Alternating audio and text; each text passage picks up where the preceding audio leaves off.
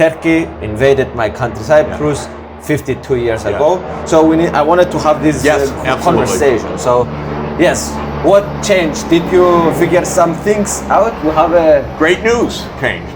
Okay. Absolutely great news, which is that the Turkish Cypriots voted for a leader last week who said we should have a binational solution. Perfect. Peace. This is exactly what's needed. Do you think Turkey will be wanting this? The question always is, let's talk. I would say this is great news. First, I would talk with I would have the Greek Cypriots talk with the Turkish Cypriots and say, wonderful, congratulations on your election. Very exciting what you're saying, very promising. Could we discuss a bit? And maybe we go together and speak to President Erdogan and see how that goes, because maybe we have a solution here. And I'd love to join that discussion, because I would love to say in Turkey, and I'd love to say in Cyprus, make peace. It's going to be mutually, hugely beneficial. Do you think it will be beneficial for Turkey? Hugely beneficial. The tourism, the peace, not having this terrible distraction coming. This is a boon for Turkey. Turkey needs, by the way, it needs tourism. A lot of investment in Cyprus could be two-way. There'd be a normalization of relations. This would be phenomenal. And by the way, it would also make it possible. But why it didn't happen 52 years now? Because it's not the same with, because we are talking about great powers, it's not the same that happened. Nothing provoked too much this. No, the sad part is, you know, when the referendum came, the Turkish Cypriots voted for the binational state, and the Greek Cypriots voted against it. That was everybody's shock. You know, when the referendum was made on reunification of the island, everybody said, look, the Turkish Cypriots have to support this, because otherwise it's going to block Cyprus's accession to the European Union, because the European Union said, if we don't have both sides unified, Cyprus is not going to enter the EU. And so the whole drama of that referendum was, what are the Turkish Cypriots going to do? What are the Turkish Cypriots going to do? Lo and behold, what happened? The Turkish Cypriots voted for reunification. The Greek Cypriots voted against it. Everyone was shocked.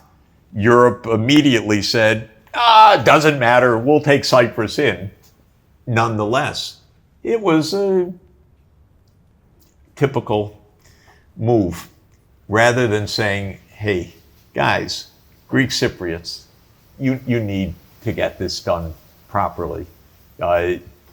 Cyprus was just admitted, and then all the charge was, it's the Turks that are blocking this. But Turkey was supporting the referendum, I believe, at the time, until it failed on the Greek side. But it was to the defense, I was 4 years old. So to the defense of the people of the Greek Cypriot, it was the terms of that they say that it was going to be a dysfunctional state.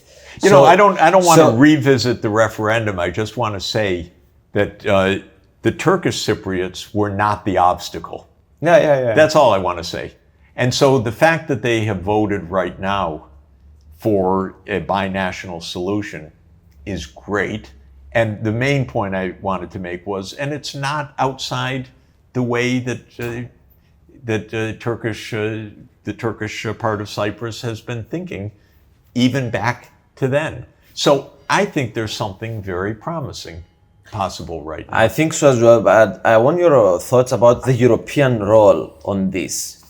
What the European Union should do with Turkey. Should we pressure, like, I don't know, for them to have a solution with what mechanism? Because now we are buying some weapons from Turkey. We are having good relationships, the European Union with Turkey. We're in NATO, as well, NATO, Turkey. So, yeah, what should be the role of the European Union? I think the start is for the government in Nicosia, the Greek Cypriot government, to sit down with the Turkish Cypriots and with this new leader and say, this is very interesting. I really believe in general, start local and talk. And this is very promising because this was a campaign in the Turkish side that pitted him against someone who was demanding independence backed by Turkey. And so this fellow won a real political campaign on the central issue. Talk to the guy and then say, oh, you know what? We have the makings of a real solution here. Then on that basis, I think both should go talk to President Erdogan.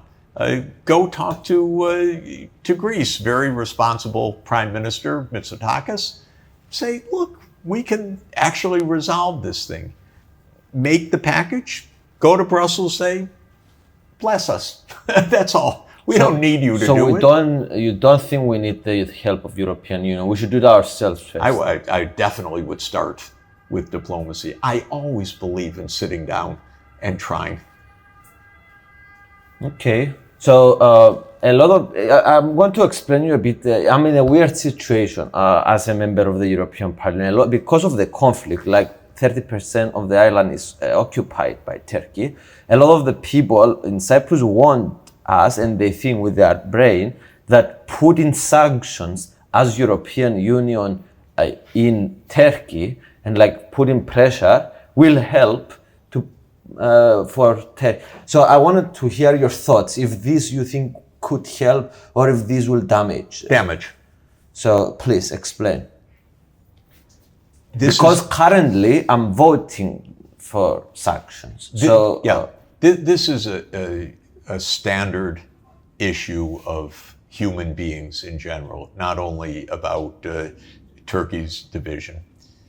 When you're in what we call a strategic dilemma is a situation where if we cooperate, we both gain. If we both fail to cooperate, we both lose. But if you're soft and I'm tough, I gain some advantage over you. And this leads to a kind of perversity, which is in our lives every single day. We're always looking, oh, are they tricking me? Are they going to take advantage of me? I don't really trust you. And since I don't trust you, I'm not going to be nice. I'm going to have to be hard. It's only being tough. It's like when I mentioned Kissinger saying, if you can't aggravate them when they're weak, what are you going to do when they're strong? He didn't have the idea that maybe you don't aggravate them at all. It didn't even cross his mind. Maybe you cooperate with them. So in these kind of strategic dilemmas, as we call them in economics or in game theory, the question is, how do you achieve cooperation in such a situation? And the general answer is, well, it's not a one-time game. If you cooperate now, you build trust, you cooperate in the future, you continue to gain. Whereas if you break cooperation, then you have this terrible hostility which persists and both sides lose. So then comes the question, okay, I see, Mr. Sachs, you're a little naive, but you think we could cooperate and build trust over time. But how do I know? Maybe I'm going to be cheated in this. And the answer, the best practical answer that's been found in strategic interactions is, and now I'm turning to formal economics, game theory, is called tit for tat. And that is, if we're in this kind of dilemma, do we cooperate, do we cheat? In the first round, we should cooperate. If the other side cheats on us, well, we're not going to be a sucker the second time around. But it's a very bad strategy with a new face-to-face to say, I start hard. Because they're going to say, all right, asshole, I'm not going to deal with you. You're out to get me. Here you have a newly elected leader who won on the basis of finding a solution.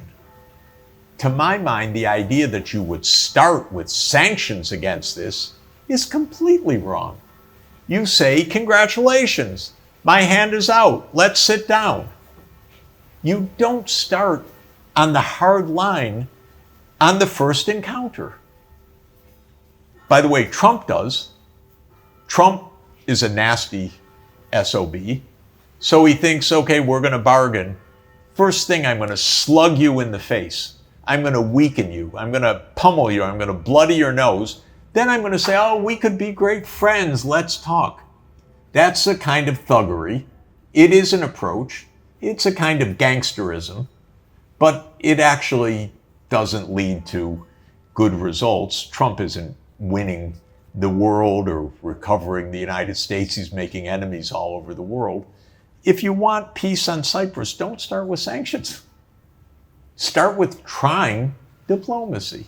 But we've been trying for a long time now with diplomacy. But I want to push back a bit because if it was here, Professor Meschheimer, we're going to maybe have the debate of detaining a power. So maybe you can do everything to your that you can to make the power less strong. So you understand, because this is kind of how the world works. So if I say this argument, what do you answer? I love John Mearsheimer. I think he's a great political scientist. By the way, you are my two mentors. So I listen to you very often. I have only one not a complaint against John, but I have my main point, which is his magnum opus, his great book from a quarter century ago is called The Tragedy of Great Power Politics. So John explains tragedy. I'm trying to overcome tragedy. And I'm saying if you want to overcome tragedy, you start out nice with the other side. John says, oh, you're going to be cheated. Maybe one round, then we'll know. But I'm saying there's actually a lot of cooperation possible. I'm not so pessimistic about human nature. And especially when a politician has just run a campaign on making peace, you don't start out presuming that they're out to make conflict. You have something new. So basically you are saying try it, to give diplomacy a chance, try everything you can possible to give. But if you get cheated, you can follow the detainment method. That's correct. Put sanctions to do this. That's what tit for tat is, which is you cheat me, the next round I don't cooperate. I'm not going to be suckered twice. I understand. By the way, I don't want to digress in a long discussion, but maybe it bears 2 minutes of saying there is one episode of modern history which is taken in Europe as the case for not talking with the other side. And that is in the fall of 1938, when the British Prime Minister Neville Chamberlain negotiated with Adolf Hitler in Munich. And in Munich, the British made some concessions to Hitler, especially over territory in Czechoslovakia. And within months, Hitler broke every agreement and Europe fell into war. And that episode is taken since then as a case, don't talk to the other side. That's appeasement is what it's called. And I think it's a complete misreading of history and a complete abuse of history. And it's first of all an abuse of history because it is not true that every adversary is Adolf Hitler. And pretending that is what warmongers do. I've grown up my whole life hearing that every adversary of the United States is Adolf Hitler, whether it's Saddam Hussein or Muammar Gaddafi or Putin. This is exactly an abuse. But there's a second, even more pertinent point, which is that even in 1938, subject to one important proviso, it was not wrong to try to negotiate with Hitler. I think there was only one mistake made, actually, and that was Chamberlain said, "We have peace in our time." So he's remembered for gullibility. But the idea that he negotiated was not wrong. What he should have done was said, Hitler is pretty despicable, clearly very militarist, making unacceptable demands. We are trying to avoid war.